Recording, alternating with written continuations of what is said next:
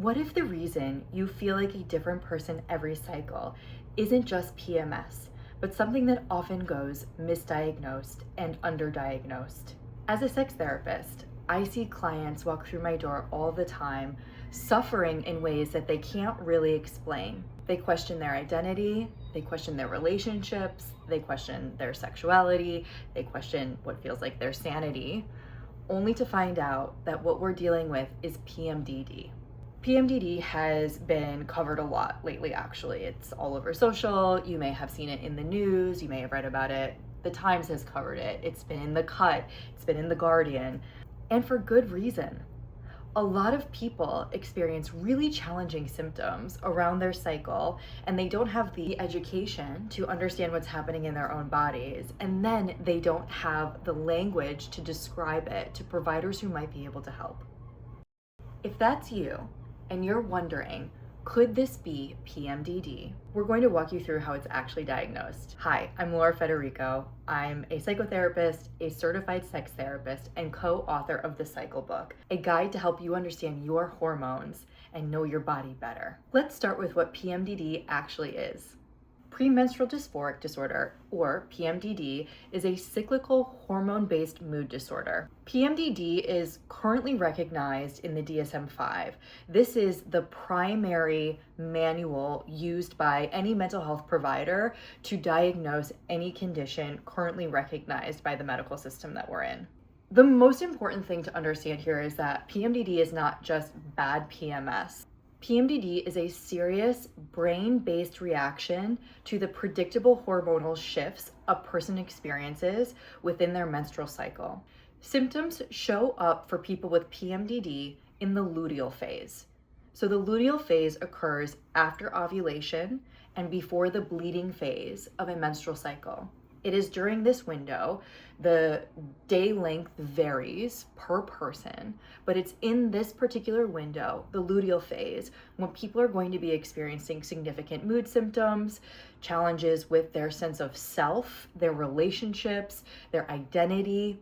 There's often physical experiences as well. We'll get into all of this, but the main thing here to understand is that this is not PMS.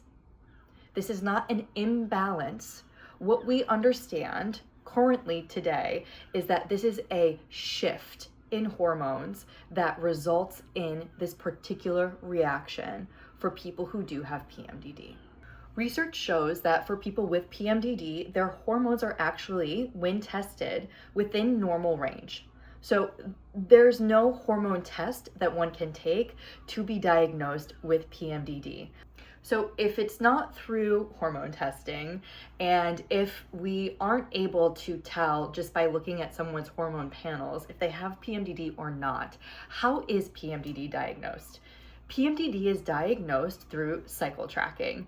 So the DSM recommends 2 cycles worth of tracking. My co-author, Morgan Miller, who is a birth center founder, a certified midwife, and a lactation consultant, and we recommend doing around 3 cycles of tracking here. We really want to have some robust data about your own body so that we can understand what's going on here. When we say cycle tracking, what do we mean by that? We mean the process of observing what's going on in your body, recording that in an organized fashion, and then using that data to help diagnose. PMDD is defined by a pattern of symptoms over a period of time. Let's talk about some of the diagnostic criteria here. First, to qualify for a diagnosis, these symptoms have to be serious enough that they disrupt what you would consider to be like your daily life flow. This is clearly subjective, so really what we want to ask ourselves is this really making my life difficult in a way that feels significant to me? If the answer is yes, then we've met that particular criteria. Let's go over some of the symptoms here. Depressed mood, hopelessness, or feelings of worthlessness, anxiety, tension, or feeling constantly on edge, mood swings or sudden tearfulness, increased irritability or anger, sensitivity to rejection or self-critical thoughts, difficulty concentrating, fatigue or low energy, changes in appetite or sleep, either way, so increase or decrease for both of those categories, feeling overwhelmed or out of control. This is one that I hear frequently. The feeling that the thoughts and behaviors during that luteal phase feel very out of control and very different from how a person would normally choose to live their life. Physical symptoms like bloating, breast tenderness, or headaches.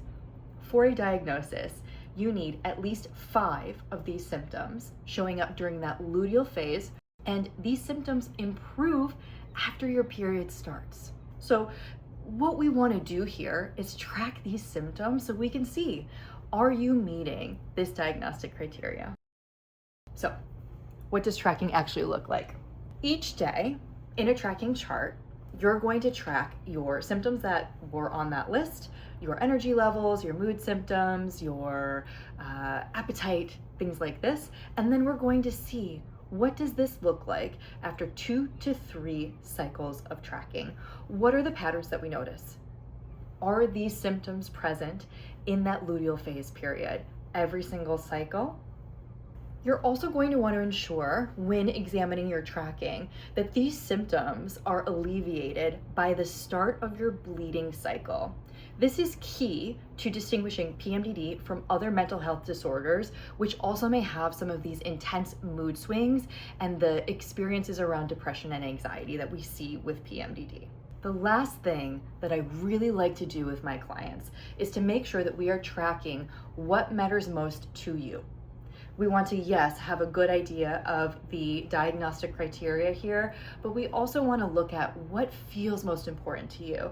This is going to be a key way to guide your intervention of choice and to really be able to evaluate if the intervention that you are trying is making you feel better in the way that you're hoping for. And if it's not, this is a great way to be able to pivot and try something different.